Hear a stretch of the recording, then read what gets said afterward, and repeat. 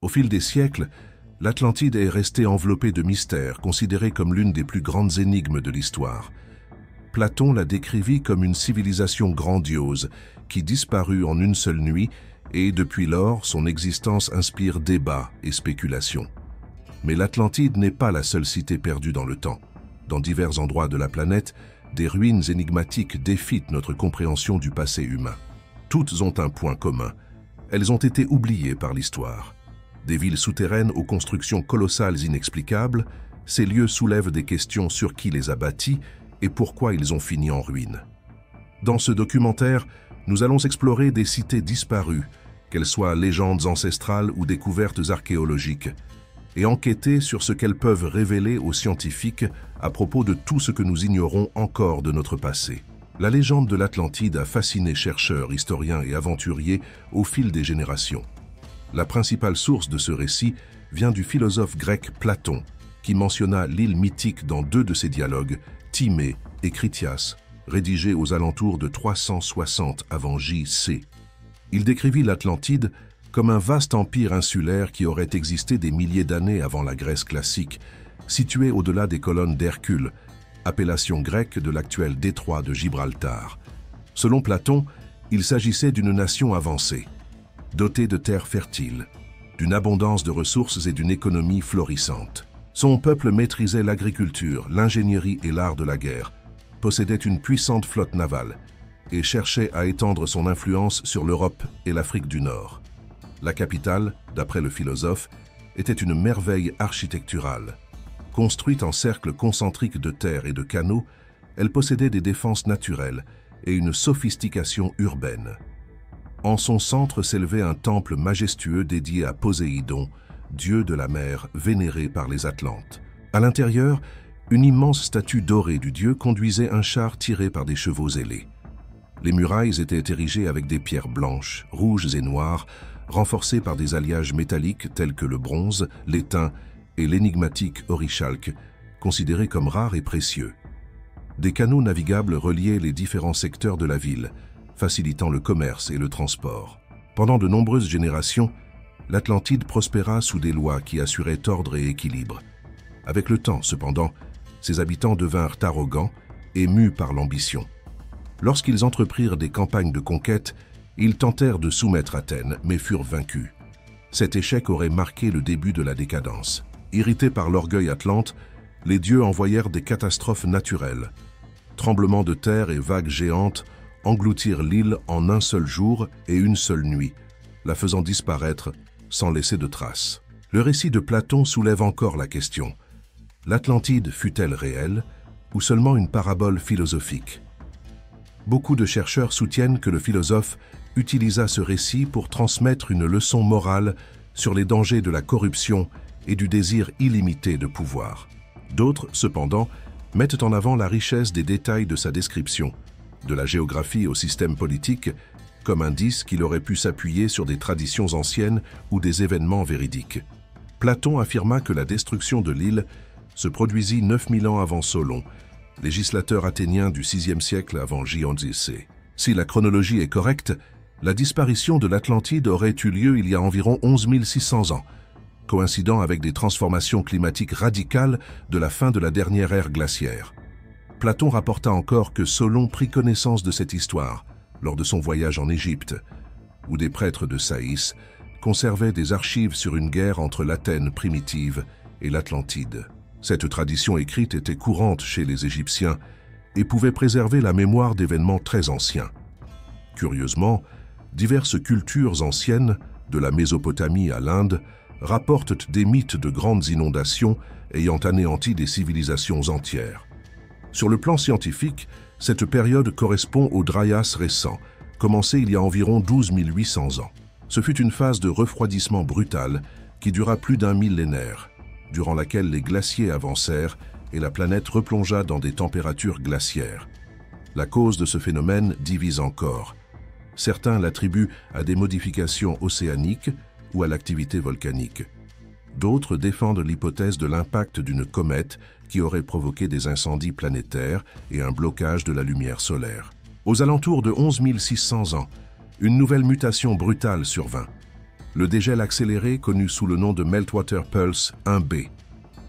La fonte massive des calottes fit monter rapidement le niveau des mers, inondant les régions côtières. Si des civilisations prospéraient près du littoral, beaucoup auraient été engloutis par les eaux. Le détail donné par Platon, disant que l'Atlantide disparut en un seul jour et une seule nuit de malheur, semble faire écho à des souvenirs de cette période de bouleversement soudain. Malgré les nombreuses théories et tentatives de localiser l'île mythique, aucune preuve définitive de son existence n'a jamais été trouvée. Pourtant, l'idée que l'Atlantide ne fut pas la seule civilisation perdue reste plausible. Si des inondations catastrophiques se produisirent réellement à la fin de l'ère glaciaire, d'autres sociétés auraient pu disparaître sans laisser de traces. Plusieurs textes religieux racontent des déluges universels, parallèles à l'élévation du niveau de la mer attestée par la géologie. La plus célèbre de ces traditions est celle de l'Arche de Noé, qui parle d'eau recouvrant toute la terre et de quelques survivants seulement. Mais ce récit n'est pas exclusif à la tradition biblique. Des versions similaires apparaissent dans de nombreuses cultures anciennes, renforçant l'idée que des mémoires de catastrophes réelles ont pu être transmises sous forme de mythes. Depuis les temps les plus reculés, des civilisations du monde entier racontent des histoires de destruction causées par de grandes inondations. L'épopée de Gilgamesh, l'une des œuvres littéraires les plus anciennes de la Mésopotamie, décrit un déluge dévastateur qui aurait anéanti une société avancée. De même, les écritures hindoues mentionnent le pralaya, un cycle au cours duquel le monde est périodiquement détruit par des eaux déferlantes avant de renaître. Bien qu'issues de cultures distinctes, ces narrations présentent des ressemblances frappantes, amenant certains chercheurs à émettre l'hypothèse d'un seul événement mondial, vu sous des perspectives différentes. L'archéologie moderne ajoute de nouvelles couches à ces spéculations. Des ruines submergées ont été découvertes en divers points du globe, suggérant que d'anciens villages ont pu être engloutis par l'élévation du niveau de la mer. Bien que nombre de ces structures soient des formations naturelles, certaines présentent des caractéristiques intrigantes qui soulèvent des doutes quant à leur origine. Un exemple notoire est la route de Bimini, découverte en 1968 à proximité des Bahamas. Cette formation est constituée d'énormes blocs de pierre, disposés de façon linéaire, ce qui a conduit certains théoriciens à suggérer qu'il s'agirait des vestiges d'une ancienne voie ou d'un mur construit par la main de l'homme. Pour les défenseurs de cette idée, l'alignement précis des pierres serait une preuve de planification intentionnelle. Cependant, des analyses géologiques offrent une autre perspective. La majorité des scientifiques classent la route de Bimini comme une formation naturelle de roches calcaires, façonnée au fil des millénaires par les courants marins et par l'érosion. Des études indiquent que les blocs se sont formés dans des eaux peu profondes et se sont fragmentés naturellement en forme rectiligne. De plus, les échantillons prélevés ne montrent aucun signe d'intervention humaine, tels que des marques d'outils, des inscriptions ou des artefacts, qui pourraient attester d'une construction artificielle. Des phénomènes similaires apparaissent dans d'autres régions du monde. L'un des cas les plus fascinants est celui de la ville légendaire de Dwarka, sur la côte de l'actuelle Inde. Selon les textes sacrés hindous, cette ville aurait été gouvernée par le dieu roi Krishna et était renommée pour ses impressionnantes forteresses et ses marchés animés. Elle aurait fini par être engloutie par la mer. Pendant des siècles, cette histoire ne fut considérée que comme un mythe, jusqu'à ce qu'en 2001, des archéologues sous-marins découvrent des structures à proximité de la Dwarka moderne. Les ruines, composées de murs, de piliers et de fondations, rappellent les descriptions anciennes, et certaines ont été datées de plus de 9000 ans, ce qui les place parmi les établissements submergés les plus anciens jamais découverts.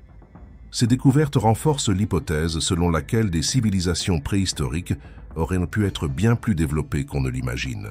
La montée rapide du niveau des mers à la fin de la dernière ère glaciaire, en particulier durant la période connue sous le nom de Younger Dryas, a pu engloutir des cités côtières entières. Des régions habitées depuis des millénaires demeurent aujourd'hui cachées sous les eaux, gardant peut-être des secrets cruciaux sur les débuts de la civilisation humaine. Dans ce contexte, l'un des sites archéologiques les plus révolutionnaires est Göbekli Tepe, au sud-est de l'actuelle Turquie. Identifié pour la première fois dans les années 1960, il fut largement ignoré jusqu'à ce qu'en 1994, l'archéologue allemand Klaus Schmidt entreprennent des fouilles détaillées. Ce qu'il découvrit transforma complètement la compréhension des sociétés humaines primitives. Göbekli Tepe est formé d'énormes piliers de calcaire, certains mesurant plus de 5 mètres de hauteur et pesant jusqu'à 20 tonnes, disposés en structures circulaires. Les piliers présentent des sculptures en relief d'animaux tels que des lions, des serpents, des sangliers et des rapaces, ainsi que des symboles abstraits dont la signification demeure mystérieuse. Le plus surprenant est l'absence de traces d'habitat sur le site, comme des maisons ou des ustensiles du quotidien, ce qui amène les chercheurs à penser que l'endroit avait une fonction religieuse ou cérémonielle. La datation au radiocarbone indique que le site commença à être construit vers 9600 ans avant Jésus-Christ, ce qui le rend plus ancien que Stonehenge de plus de 6000 ans et antérieur aux premières villes de Mésopotamie. Cette découverte remet en question le récit archéologique traditionnel, selon lequel les grandes constructions monumentales n'apparurent qu'après le développement de l'agriculture. Au contraire, Göbekli Tepe suggère que des pratiques rituelles complexes et une architecture avancée précédèrent l'agriculture organisée et l'inspirèrent peut-être. Autre détail frappant, l'ensemble du complexe fut intentionnellement enseveli. Des milliers de tonnes de terre recouvrirent les structures, les préservant pendant des millénaires. Les raisons de cet acte demeurent inconnues. Certaines théories suggèrent que les bâtisseurs souhaitaient protéger le site. D'autres évoquent des changements culturels ou religieux. Ces découvertes nourrissent des théories cherchant à relier Göbekli Tepe à d'autres civilisations légendaires.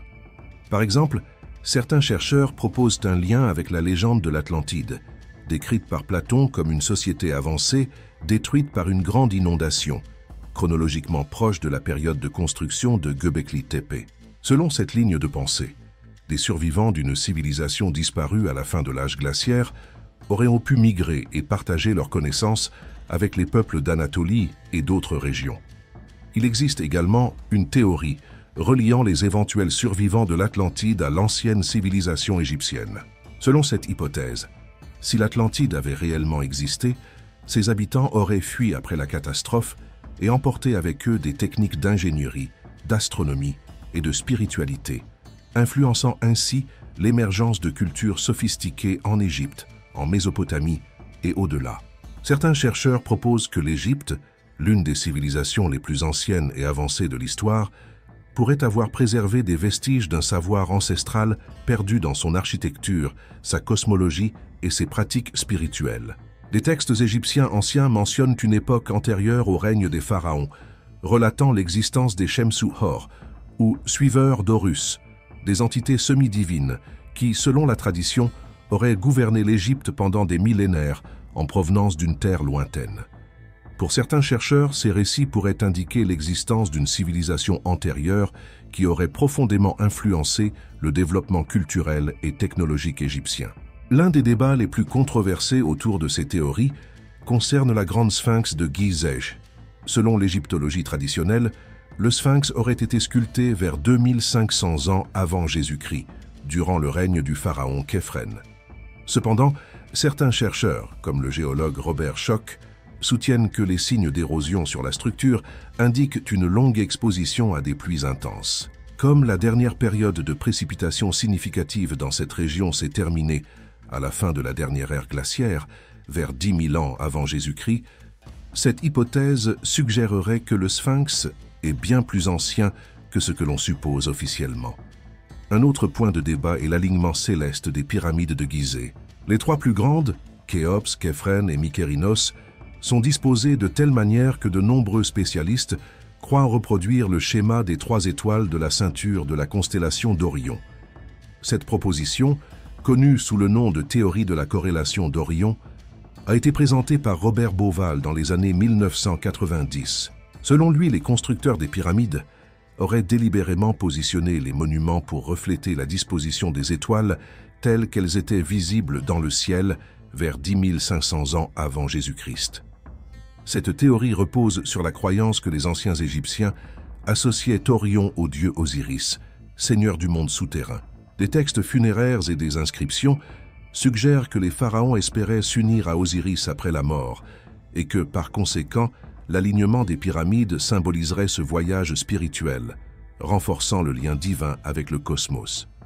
De plus, l'ingénierie des pyramides continue d'impressionner par sa précision technique. La Grande Pyramide, par exemple, est orientée presque parfaitement vers les points cardinaux, avec une erreur inférieure à 0,05 degrés. Un exploit remarquable compte tenu de l'absence d'instruments modernes. Cette exactitude pousse certains chercheurs à se demander si les Égyptiens ont développé ces compétences seuls ou s'ils ont hérité ce savoir d'une civilisation antérieure, aujourd'hui oubliée. Bien que l'égyptologie conventionnelle attribue ces prouesses à l'habileté des anciens Égyptiens, la possibilité d'influence plus ancienne reste ouverte pour de nombreux chercheurs. Pour certains défenseurs de cette idée, la localisation de l'Égypte, non loin de l'endroit où Platon situait la légendaire Atlantide, soulève des soupçons d'un lien entre les deux cultures. Sous cette perspective, les survivants de l'Atlantide, s'ils ont existé, auraient pu transmettre des connaissances avancées en construction, en astronomie et en ingénierie au peuple égyptien, façonnant une partie de son héritage monumental. Bien qu'Atlantide reste l'exemple le plus célèbre de civilisation perdue, d'autres sites archéologiques révèlent l'impressionnante capacité des anciennes sociétés humaines à ériger des ouvrages ingénieux. L'un de ces exemples est la ville souterraine de Derinkuyu, située sous la région de Cappadoce en Turquie. Creusé dans une roche volcanique tendre, ce vaste réseau atteint environ 85 mètres de profondeur et a été conçu pour abriter des milliers d'habitants. La complexité structurelle démontre un savoir avancé en ingénierie. 18 niveaux interconnectés par de longs tunnels étroits, avec des espaces résidentiels, des dépôts, des écoles, des marchés, des caves et même une église au point le plus profond. On croit que Derinkuyu a été construite pour soutenir une population nombreuse pendant de longues périodes. Les estimations suggèrent que jusqu'à 20 000 personnes pouvaient y vivre simultanément. Un système de ventilation avec plus de 50 conduits d'air assurait la circulation de l'oxygène, tandis qu'un puits profond garantissait l'approvisionnement en eau. Les accès étaient protégés par d'énormes portes de pierre, chacune pesant plus de 500 kilos, qui ne pouvaient être actionnées que de l'intérieur, offrant ainsi une défense efficace contre les envahisseurs. La disposition défensive de la ville montre que la protection était une priorité pour ses constructeurs. Des tunnels étroits obligeaient les intrus à avancer en file indienne, facilitant le contrôle des entrées. Cette architecture suggère que les habitants de Derinkuyu faisaient face à des menaces extérieures significatives. Quant à l'origine de la ville, les chercheurs divergent.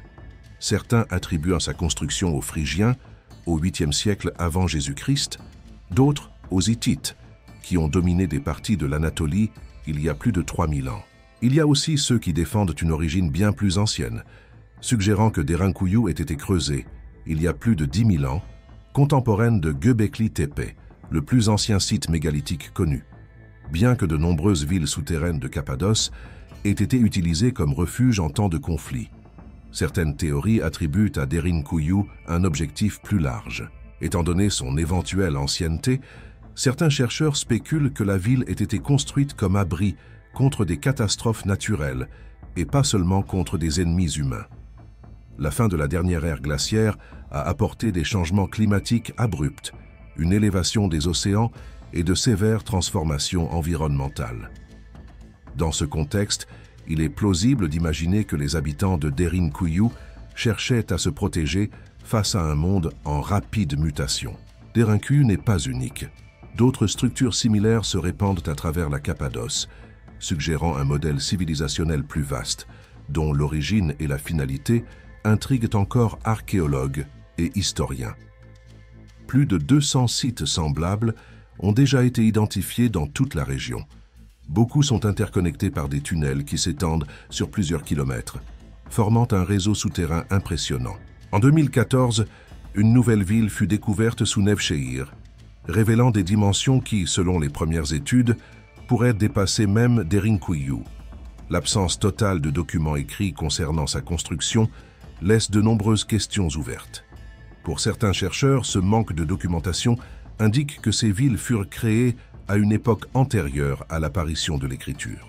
Faute de preuves concluantes, cependant, l'origine et la finalité de ces édifices restent objets de débats et de spéculations. Un autre site fascinant du passé se trouve sur l'actuel territoire du Liban, Baalbek, l'un des plus anciens centres d'occupation humaine connus.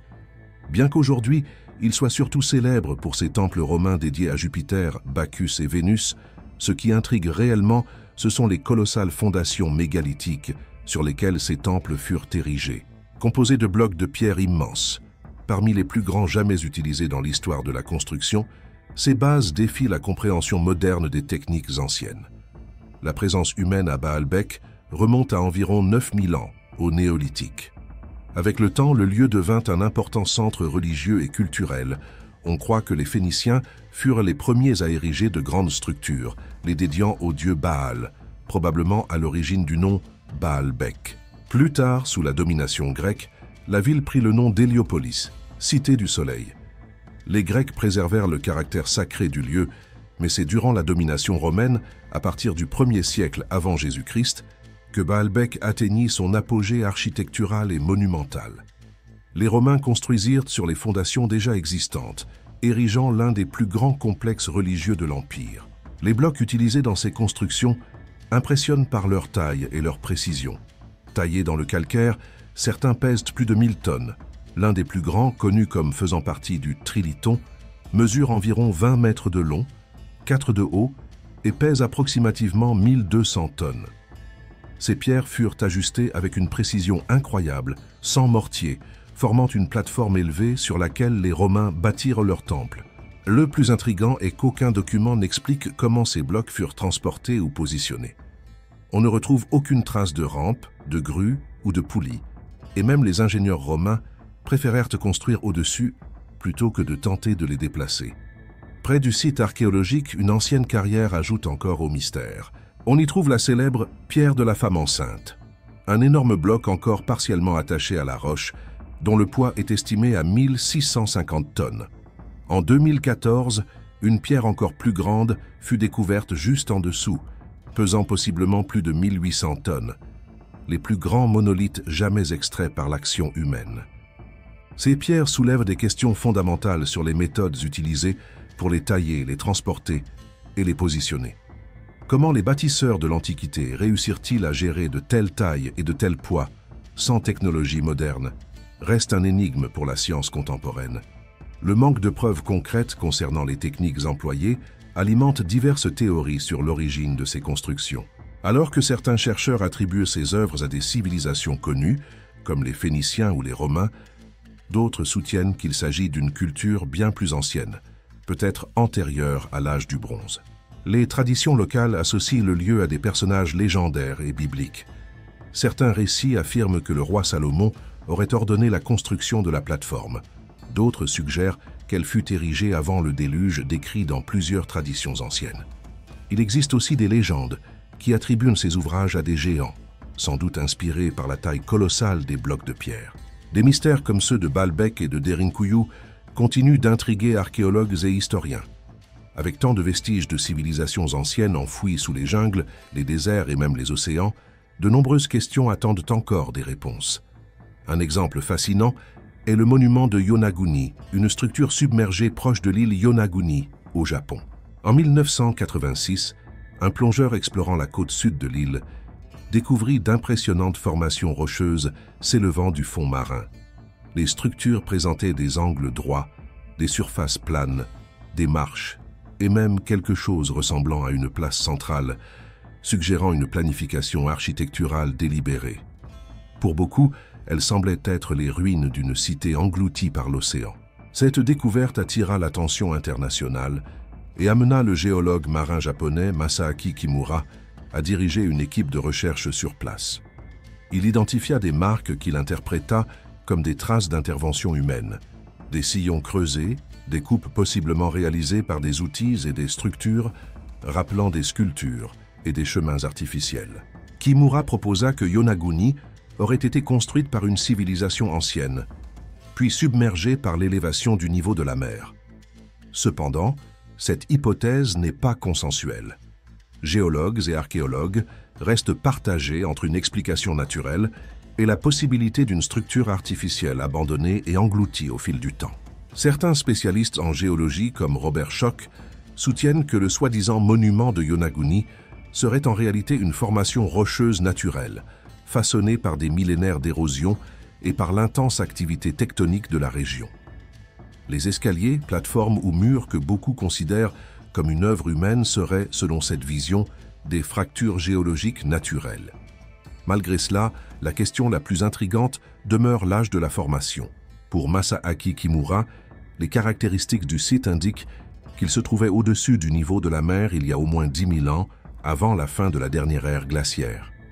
Cette datation évoque le mythe de l'Atlantide décrit par Platon, qui parlait de terrasses, de canaux et de marches similaires. Beaucoup croient que Yonaguni a pu partager le même destin catastrophique que la légendaire île engloutie. À travers le monde, des archéologues ont découvert des vestiges d'anciennes structures submergées qui défient la chronologie historique conventionnelle. Tandis que certaines de ces cités mystérieuses peuvent être étudiées, d'autres demeurent seulement des fragments de légende. Des cas comme l'Atlantide et Shambhala, dont l'existence reste enveloppée de mystères et de spéculations. Shambhala, par exemple, est mentionné dans les textes sacrés du bouddhisme tibétain comme un royaume caché et illuminé, situé dans les profondeurs de l'Himalaya. Contrairement aux cités physiques érigées par des civilisations anciennes, Shambhala est décrite comme un espace spirituel, accessible seulement à ceux qui ont atteint un état élevé de conscience et de pureté intérieure. Selon les enseignements tibétains, ce royaume est gouverné par une lignée de rois sages et illuminés, gardiens d'un savoir ancestral destiné à guider l'humanité dans les temps de crise. Le Kalachakra Tantra, l'une des doctrines les plus importantes du bouddhisme tibétain, décrit Shambhala comme une terre prospère et organisée avec précision, remplie de temples étincelants, de palais dorés et de vastes jardins. La cité est structurée en cercles concentriques, évoquant les mandalas utilisés dans la méditation, symbole d'ordre cosmique et d'équilibre. Au centre s'élève le magnifique palais du roi souverain, entouré de structures scintillantes faites de matériaux rares. Les habitants de Shambhala, selon les textes, vivent en parfaite harmonie, exempts de douleurs, de conflits et de décadence. D'après une ancienne prophétie, viendra un temps où le monde plongera dans le chaos et l'obscurité. À ce moment surgira le dernier roi de Shambhala, Kalki, qui conduira une grande armée pour vaincre les forces des ténèbres et restaurer l'ordre dans le monde. Pour beaucoup d'érudits et de mystiques, ce récit ne doit pas être lu littéralement, mais comme une métaphore du chemin spirituel et de l'éveil intérieur de l'humanité. Néanmoins, la légende continue d'attirer chercheurs et curieux. Certains ont tenté de localiser Shambhala dans les vallées cachées de l'Himalaya. D'autres ont tracé des parallèles avec Agartha, un autre royaume légendaire qui, selon des théories ésotériques, existerait à l'intérieur de la Terre. Contrairement à Shambhala, Agartha est décrite comme une vaste civilisation souterraine reliée par des tunnels secrets traversant les continents. Pour certains, elle n'est qu'une représentation symbolique de la transformation spirituelle. Pour d'autres, elle pourrait être ce qui reste d'une civilisation oubliée, préservée loin de la surface. La fascination pour Shambhala ne se limite pas aux mystiques. Entre 1938 et 1939, le régime nazi organisa une expédition officielle au Tibet, dirigée par le scientifique et explorateur Ernst Schäfer.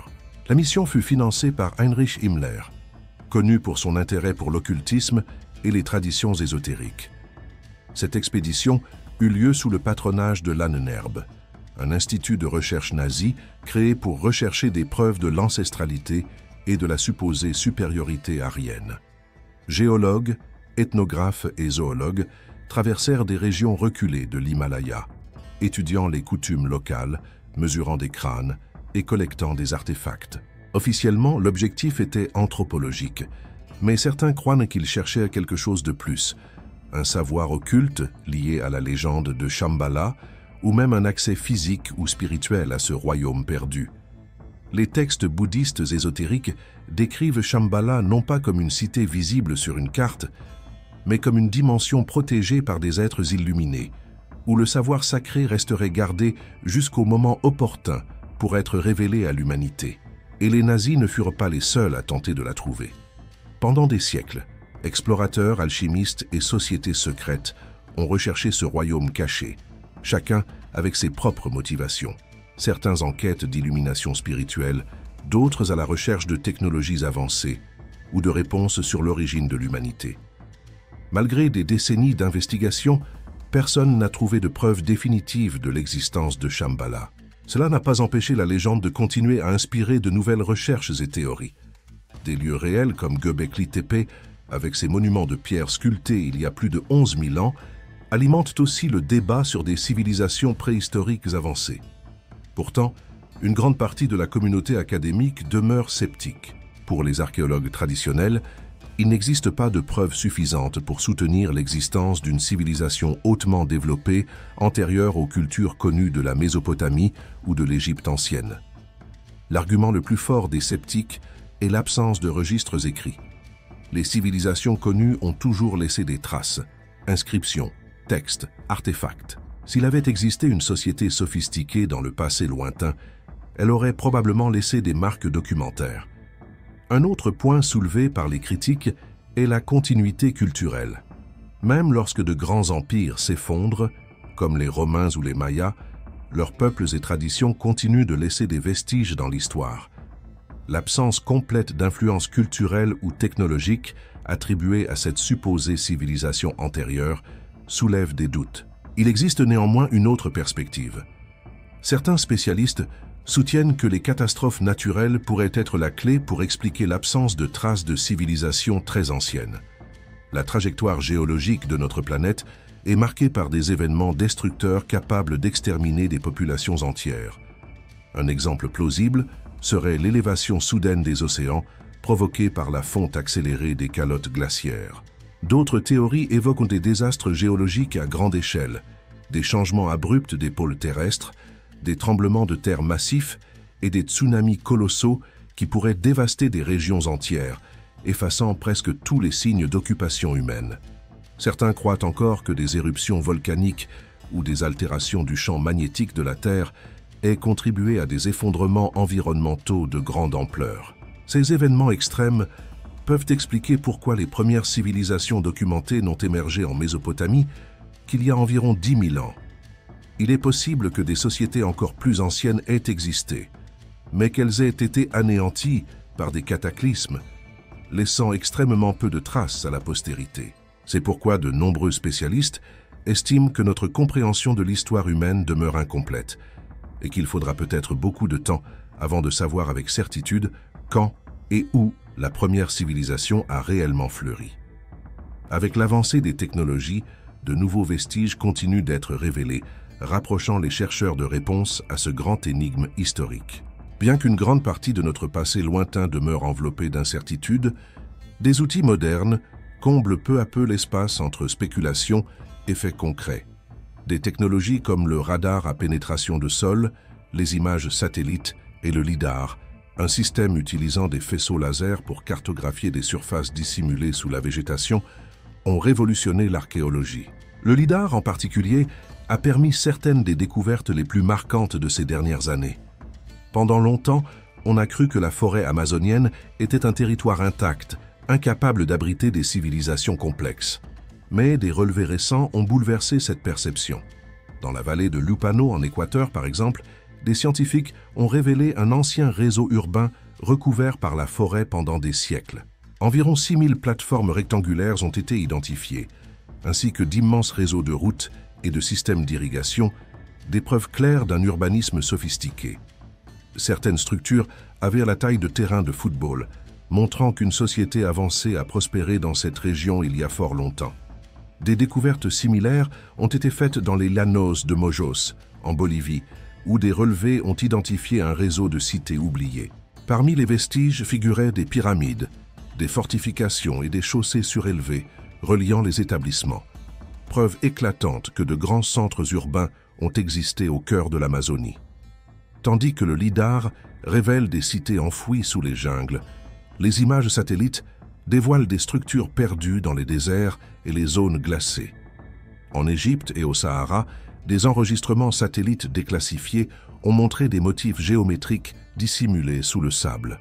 Certains pensent que ces formations pourraient être les ruines de temples ou de pyramides encore plus anciennes que celles de Gizeh, bien que des analyses plus approfondies soient encore nécessaires.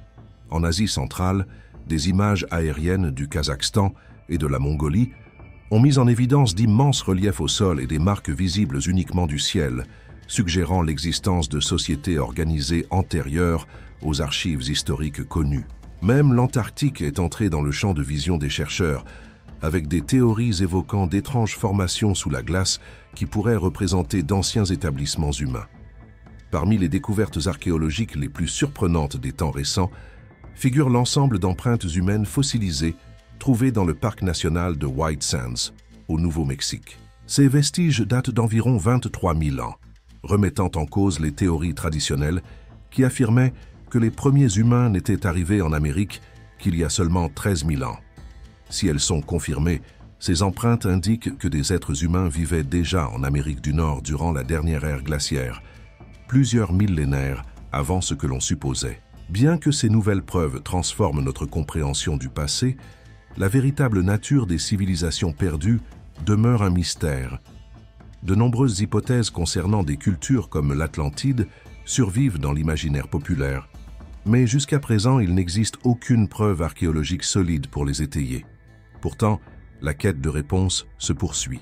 Explorer ces possibilités nous amène à interroger ce que nous connaissons réellement de nos origines et entretient vivante la curiosité pour tout ce qui reste encore à découvrir.